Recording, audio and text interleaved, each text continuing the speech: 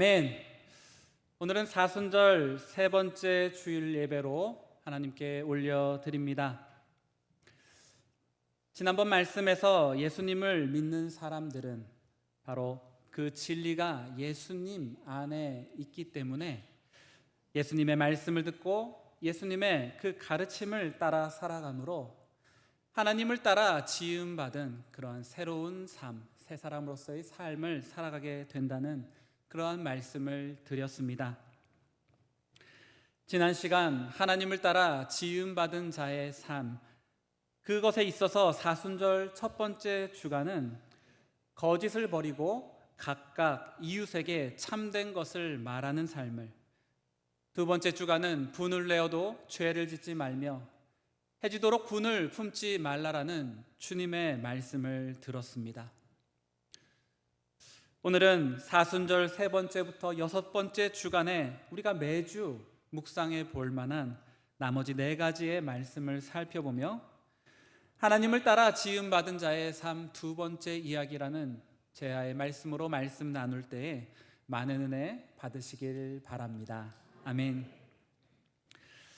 사순절 세 번째 주간에 묵상해 볼 하나님을 따라 지음받은 자의 삶의 세 번째 모습에 대해 오늘 27절은 이렇게 말씀합니다. 우리 27절을 한번 크게 읽어 보겠습니다. 마귀에게 틈을 주지 말라. 아멘. 여기서 틈이라고 말하는 고대 헬라어 원어의 의미에는 공간, 지점, 그리고 장소, 그리고 조건, 어떤 그곳을 기점으로 행동할 수 있는 기회를 살 수 있는 곳, 그것을 틈이라고 번역을 하였습니다. 또한 틈을 주지 말라라고 할 때 이 주다라고 하는 원어의 의미에도 넘겨주다, 허락하다, 제공하다라는 여러 의미가 함께 담겨 있지요. 마귀가 그렇게 활동하고 행동할 수 있는 그러한 공간, 그런 지점, 그런 장소, 바로 그곳을 기점으로 행동할 수 있도록 하는 그런 상황, 그러한 환경, 그러한 것들이 내 안에 내가 그것을 그렇게 허락하지 말라라는 의미의 말씀인 것입니다. 아멘이십니까? 아멘. 특히 이 마귀라고 하는 헬라어 디아볼로스라는 단어에는 단순히 마귀뿐만 아니라 중상자, 비방자, 중상하는 경향이 있는 남을 비방하고 비난하는, 거짓되이 그렇게 비난하는 그러한 뜻이 함께 담겨 있지요. 중상을 한다라는 것은 근거 없는 말로 남을 헐뜯어 명예나 지위를 손상하게 하는 것을 말합니다. 또한 비방한다라는 것을 남을 헐뜯고 비웃어서 그렇게 말하는 것을 뜻합니다. 우리가 이 27절의 말씀을 대할 때 우리는 마귀에게 틈을 주지 말라, 이 말씀에 대해서 그 틈을 주지 않을 그 대상에 있어서 대상이 마귀, 바로 사탄으로만 생각하는 경향이 있는데요. 이것은 사탄뿐만 아니라 신앙생활을 하면서 교묘하게 나를 비방하는 자들, 다시 말해 나를 비웃고 헐뜯어 말하는 그러한 자들, 또한 중상하는 자들, 다른 말로 근거 없는 말로 남을 헐뜯어서 명예나 지위를 손상하게 하는 그런 자들, 그런 상황, 그런 이야기들, 그런 것이 있음을 의미하는 것이기도 합니다. 우리가 인생을 살아가다 보면 우리 주변에는 이런 마귀가 틈을 타는 경우들이 종종 있습니다. 아니, 단순히 이 마귀뿐만 아니라 중상자들, 비방자들, 그런 중상하는 경향이 짙은 사람들, 비방하고 거짓되이 비난하는 그런 사람들도, 그런 시간들도, 그런 이야기들도 수없이 경험하고 만나게 되지요. 너무나 안타까운 사실은 세상에서, 이것이 세상에서뿐만 아니라 바로 신앙생활을 하는 이 교회 안에서도 그러한 사람들, 그러한 상황들을 어렵지 않게 만날 수 있다는 것입니다. 이렇게 다른 사람들, 그런 다른 성도들 뒤에서 몰래 비웃고 헐뜯어서 말하는 사람들과 근거 없는 말로 그들을 헐뜯어 그들의 명예나 지위를 손상하게 하는 그런 무리에게 틈을 주지 말라. 그런 무리에게 그런 기회, 그런 시간, 그런 지점, 그런 조건을 제공하거나 만들어주지 말라라는 말씀인데요.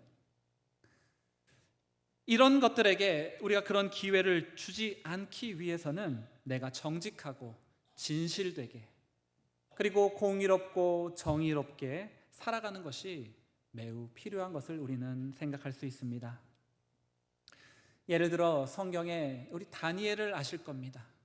다니엘은 그 수많은 나라들이 변경이 되고 바뀌고 그 정권이 변화되는 그런 가운데 가장 높은 총리의 자리를 계속해서 이어나갔습니다.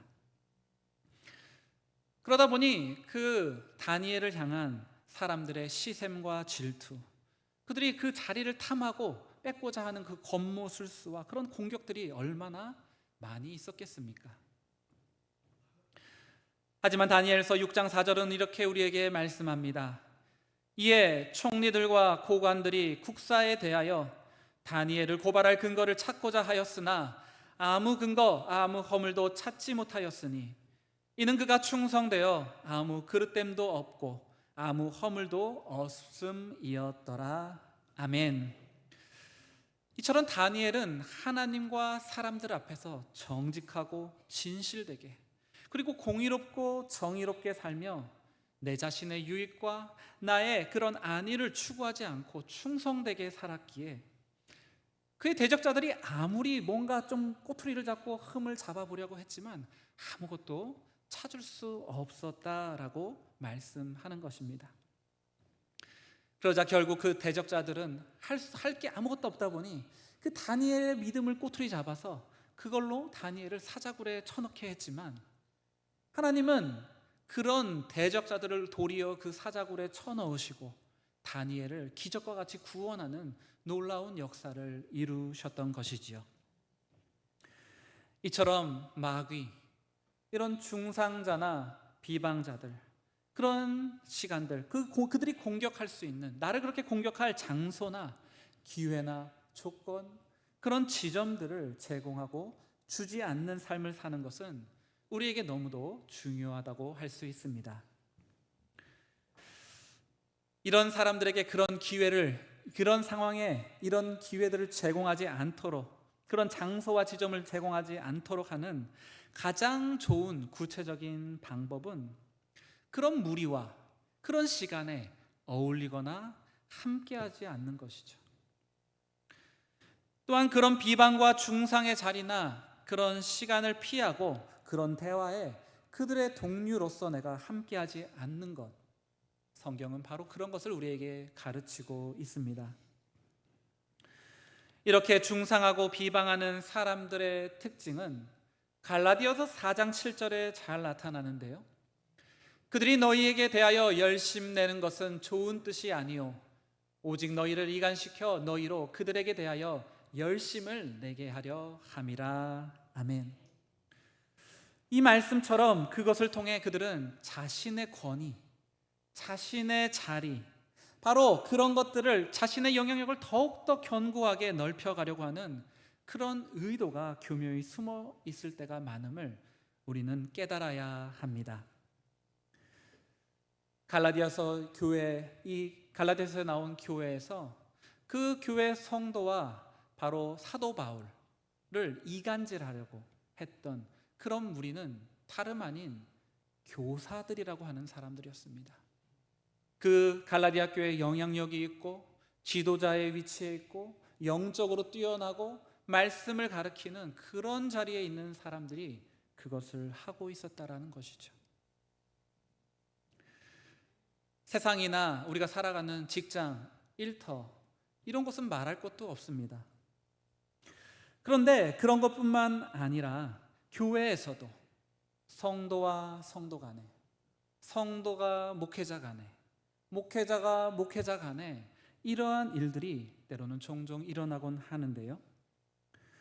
우리는 그런 말을 하는 사람들이 결국 자신에게 대해서 열심을 내게 만들려고 하는 그런 의도가 있음을, 바로 내가 주목받고 내가 사람들에게 관심을 받고 내가 중요한 사람이 되고 내가 인정을 받고 그러고 싶은 그런 어그러진 동기가 그 내면 안에 잠재되어 있다는 것을 우리는 깨닫고 그런 것들에 휩쓸리거나 선동되지 말아야 할 것입니다. 여기 하나님을 따라 지음받은 자의 삶에 대해 주님께서 우리에게 주시는 세 번째 말씀은 마귀나 중상하는 자와 비방하는 자, 그런 시간, 그런 사건에게 틈을 주지 말라라는 것입니다. 가제는 개편이라는 말이 있지요.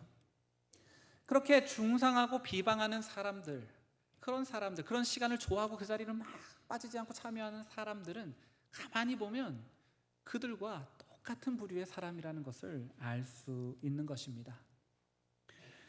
우리는 이 진리의 말씀을 기억하고 세상뿐만 아니라 교회에서도 성도와 목회자를 향하여서도 중상하고 비방하는 그런 사람들, 그런 말들, 그런 시간에 우리가 귀를 기울이지 말고 특히 마귀와 중상하고 비방하는 자들, 그렇게 그러한 장소, 그런 시간, 그런 기회, 그런 조건, 그런 지점을 그들에게 허락하지 않으므로 우리의 영혼을 깨끗하고 건강하게 하며 우리의 신앙이 변질되지 않도록 늘 깨어 계시기를 주님의 이름으로 축원을 드립니다. 아멘. 사순절 넷째 주간 우리가 묵상해 볼 하나님을 따라 지음받은 자의 네 번째 모습에 대해 오늘 28절의 말씀을 함께 읽어 보겠습니다. 도둑질하는 자는 다시 도둑질하지 말고 돌이켜 가난한 자에게 구제할 수 있도록 자기 손으로 수고하여 선한 일을 하라. 아멘. 이것은 일을 하는 목적이 가난한 자들, 결핍이 있는 그런 자들을 돕기 위해서 해야 한다라는 그리스도인들이 일을 선택할 때 해야 하는 성경적인 원칙이 무엇인지를 우리에게 말씀하고 있습니다. 도둑질같이 나쁘고 악한 일들 아니고 선한 일을 해야 한다는 것이죠. 세상에는 많은 일들이 있습니다. 그 중에 나쁘고 악한 일들, 쉽게 말해 사람들을 망치고 그들의 건강을 해치고 그들의 정서와 마음을 병들게 하는 그러한 일들, 그런 것이 아니라 선한 일을 해야 한다는 것이죠. 예를 들어 마약을 판다거나 술과 담배를 팔고 제조를 한다거나 매춘업에 관련된 일을 한다거나 유흥업이나 사기를 치거나 사람을 속이는 일들, 그런 업종 자체가 악한 그런 일들을 하지 말아야 한다는 것뿐만 아니라 선과 악이 아닌 일에 대해서는 예를 들어 건설업과 같은 일들이 있죠. 얼마 전에 우리 인천의 이 미추홀구에 큰 사건이 하나 있었던 것을 기억할 겁니다. 건축왕, 이 사기 사건을 잘 아시죠? 실제로 우리 성도 중에 그런 피해를 입은 억울함을 당한 성도들도 있습니다. 제가 그 기사를 보면 그 주동자죠. 그 사람이 잡혔는데 그 기사의 아래 이런 말이 쓰였습니다. 그가 독실한 그리스도인이었다라는 기사가 그 아래 쓰여 있는 것을 보았습니다.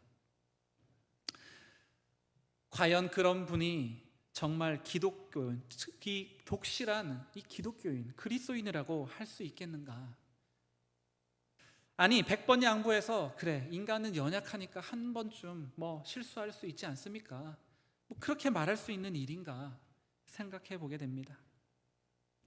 집이 수십 채, 수백 채가 되기까지 다른 사람들 등쳐먹고 정세금을 떼어먹고 사기치며 그런 일을 했다라는 거, 그가 인간의 연약함이 있어서 아유 내가 한두 번 실수했네요, 오늘 또 연약함 가운데 잘못했네요, 이렇게 말하기는 너무 심한 것이 아닌가, 너무 상습적인 게 아닌가 생각하게 되는 것이죠.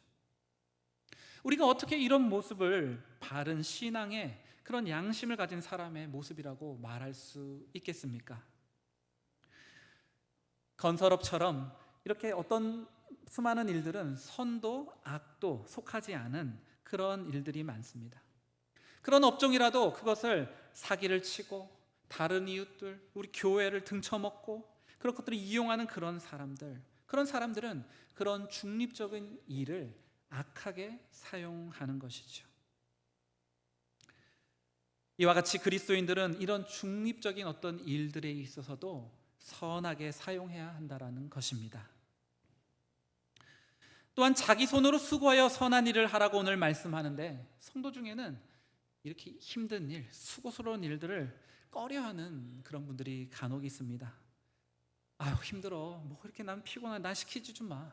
어려운 일은 쏙 빠져나가고 뒤에서 말만 하고 일을 만드는 그런 일들이 있지요.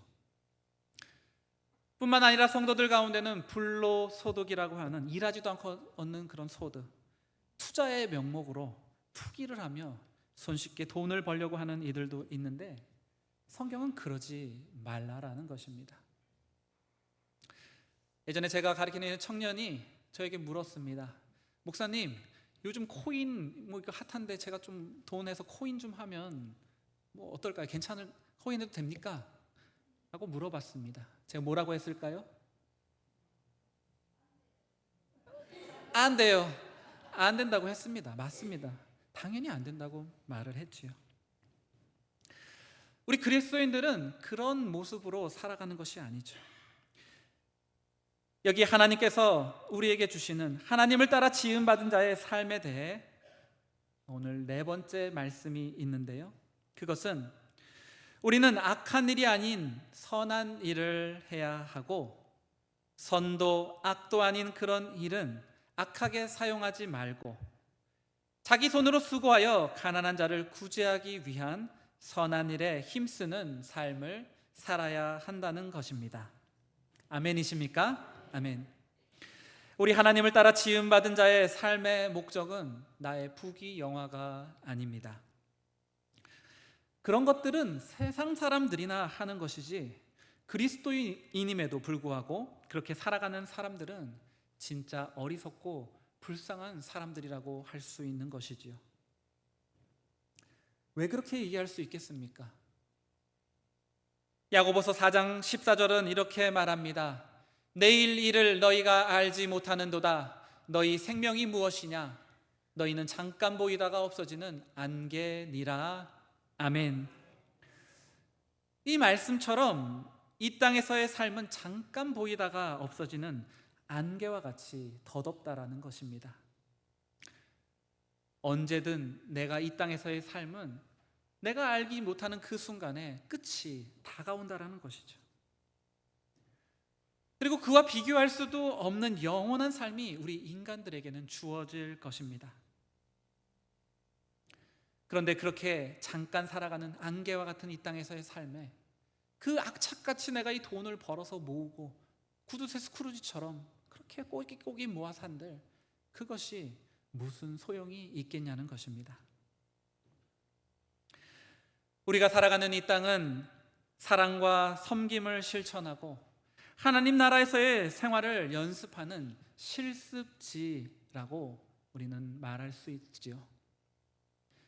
우리가 살아가는 이 땅에서의 그래서 이런 삶들, 우리는 이 살아가는 동안 가난한 사람, 우리의 필요와 결핍이 있는 그런 사람들을 위한 선한 일을 하기 위해 하나님께서 내 손에 주신 힘과 능력과 그런 도구들, 수단들을 가지고 열심히 수고하며 일하고 애쓰며 살아가는 것이 바로 우리 그리스도인들의 본분인 것을 우리 성도님들은 잊지 마시기를 주님의 이름으로 축원을 드립니다.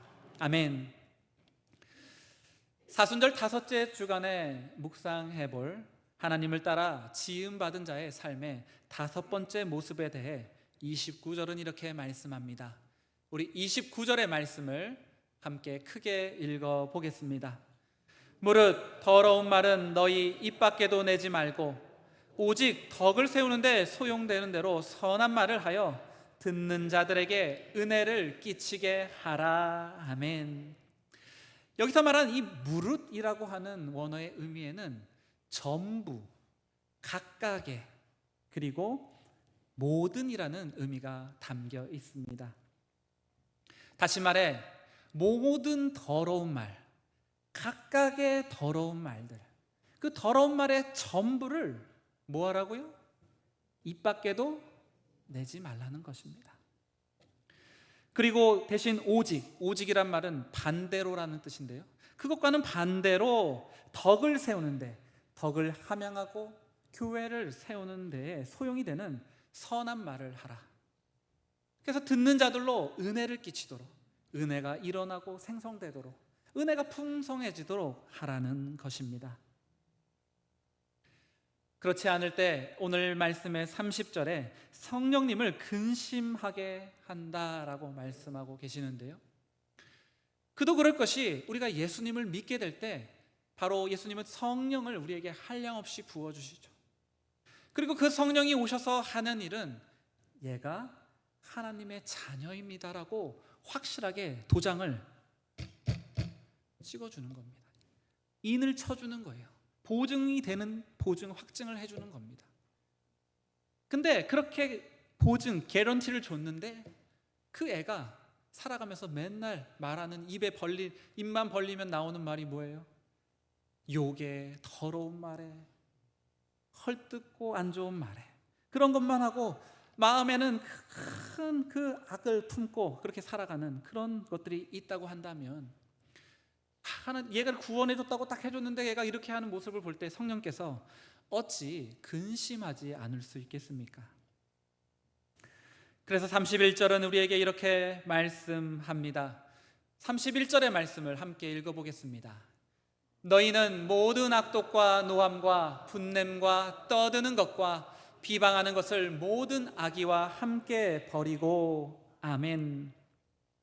그래서 악독이라고 하는 것은 다른 사람을 해롭게 하려는 그런 악한 생각, 아주 독살스러운 것을 말합니다. 또한 노함은 욕정, 흥분, 썩내는 것을 말하는 것이죠. 그 떠드는 것은 그냥 우리가 여기서 시끄럽게 떠드는 그런 게 아니고, 막 다툴 때 막 손가락 찌르면서 야이씨 막 소리 지르고 하는 그런 소리를 치는 것을 말하는 것입니다. 또한 비방은 조롱하고 비난하고 중상모략하는 이런 말을 하는 것이죠. 이런 모든 것들을 악의와 함께, 바로 그를 향한 원한과 반감을 가지고 그에게 해치고자 하는 그런 욕망들과 함께 버리라고 오늘 말씀은 우리에게 말씀하고 계신 겁니다. 여기 하나님을 따라 지음받은 자의 삶에 대해 주님께서 우리에게 주시는 5번째 말씀은, 더러운 말을 하지 말고 모든 악독, 노함, 분냄, 소리 지르는 것, 비방을 모든 악의와 함께 버리고 듣는 자에게 은혜를 끼치기 위하여 덕을 세우는 선한 말을 하라는 것입니다. 아멘. 우리는 살아가면서 덕을 세우기보다 다른 사람과 다투려 할 때가 많지요. 은혜를 끼치는 그런 선한 말을 하기보다 입안에는 독사의 독을 가득 품고 독서를 뿜어낼 때가 많습니다. 내 의견과 다르고 나를 공격하고 이러면 금세 그냥 서로 삿대질을 하며 썽을 내기 일쑤지요. 그렇게 분을 터뜨리기를 잘하고 그렇게 살아가는 건 그런 게 우리의 모습이 아니겠습니까? 그러기에 주님은 오늘 우리에게 너희 안에 그런 모든 것들을 다 버려라. 모든 악의들, 너 안에 있는 그 모든 그 원한들, 이 사람을 해치고 싶은 욕망들, 이 사람에 대한 반감과 함께 다 싸서 함께 버리라고, 그렇게 살아가야 한다고 우리에게 명령하고 계신 것입니다. 우리가 이 말씀을 기억하며 사순절 첫째 주간에는 은혜를 끼치고 덕을 세우는 그런 말들이 나의 삶 속에 가득하게 되는 그런 한 주간이 되기를 주님의 이름으로 축원을 드립니다. 아멘. 마지막으로 사순절 6째 주간에 고난주간이라고 하는 그때에 우리가 묵상해 볼 말씀이 있습니다. 오늘 우리 32절의 말씀을 크게 한번 읽어보겠습니다. 서로 친절하게 하며 불쌍히 여기며 서로 용서하기를 하나님이 그리스도 안에서 너희를 용서하심과 같이 하라. 아멘.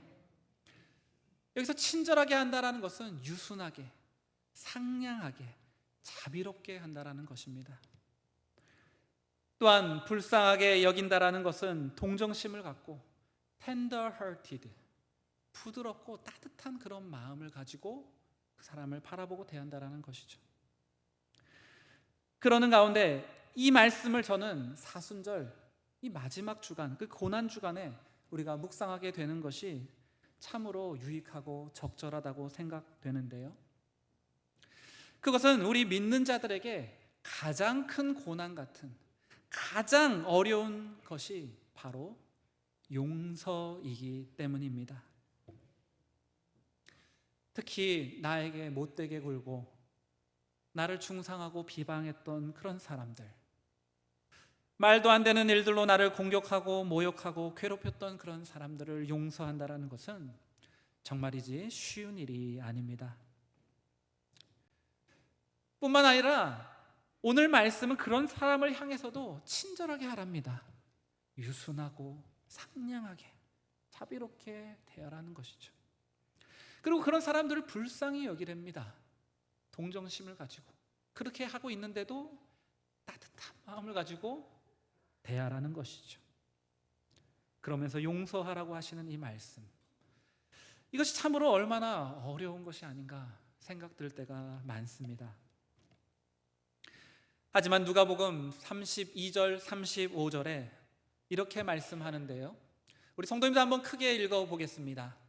너희가 만일 너희를 사랑하는 자만을 사랑하면 칭찬받을 것이 무엇이냐?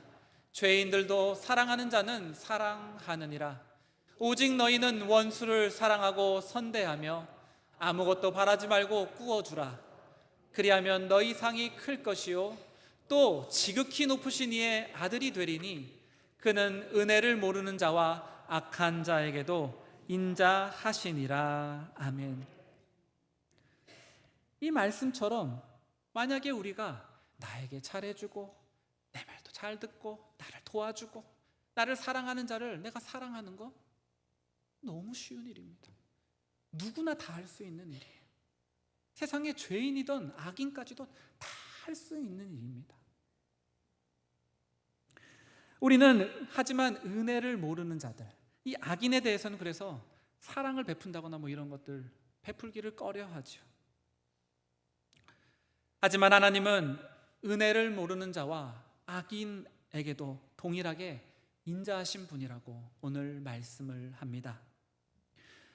그리고 만약 우리가 하나님의 자녀가 되었다고 한다면 하나님은, 바로 우리 아버지 되시는 하나님은 그 자녀된 우리가 아버지처럼 그렇게 살아가고 그렇게 되기를 그 누구보다도 간절히 바라고 계시지요. 주님은 오늘 우리에게 말씀하십니다. 나를 미워하는 사람, 나를 공격하는 사람, 나를 찌르고 나를 비방하고 나를 악하게 대하는 그 사람까지도 친절하게 하며 불쌍히 여기며 따뜻한 마음을 가지고 대하며 용서하라고 말입니다. 이것은 정말이지 쉽지 않은 그러한 일이지만 우리가 그것을 할 수 있는 것은 하나님이 그리스도 안에서 먼저 나를 용서하시고 먼저 나를 친절히 대해주시고 먼저 나를 불쌍히 여기시고 따뜻하게 바라보고 대해주셨기 때문입니다. 아멘. 여기 하나님을 따라 지음받은 자의 삶에 대해 주님께서 오늘 우리에게 주시는 6번째 말씀이 있습니다. 우리가 다른 사람에게 친절과 불쌍히 여김과 용서를 베푸는 정도가 하나님이 내게 얼마나 친절하게 하셨는지, 하나님이 나를 얼마나 불쌍히 여겨주셨는지, 하나님이 나에게 어떠한 용서를 베풀어 주셨는지를 나타내는 척도라는 것입니다. 요한일서 3장 1절은 이렇게 말합니다. 보라, 아버지께서 어떠한 사랑을 우리에게 베푸사 하나님의 자녀라 일컬음을 받게 하셨는가? 우리가 그러하도다. 그러므로 세상이 우리를 알지 못함은 그를 알지 못함이니라. 아멘. 하나밖에 없는 독생자 예수 그리스도, 아무 죄가 없으신 그 하나님의 아들, 그 예수님을 우리 죄를 씻기 위하여 하나님은 십자가에 달려 죽게 하셨습니다. 바로 내가 받아야 할 그러한 모든 죄값을 대신 치르게 하기 위하여 주님은 물과 피를 다 쏟기까지 그 극심한 고통 가운데 십자가에 달려 죽으셨지요. 우리는 여전히 하나님의 사랑을 받을 자격이 없는 무례한이요, 불안당이요, 온갖 죄악을 지금 이 순간에도 그렇게 일삼고 살아가는 그런 죄인임에도 불구하고 로마서 5장 8절은 이렇게 말합니다. 우리가 아직 죄인 되었을 때 그리스도께서 우리를 위하여 죽으심으로 하나님께서 우리에 대한 자기의 사랑을 확증하셨느니라. 아멘.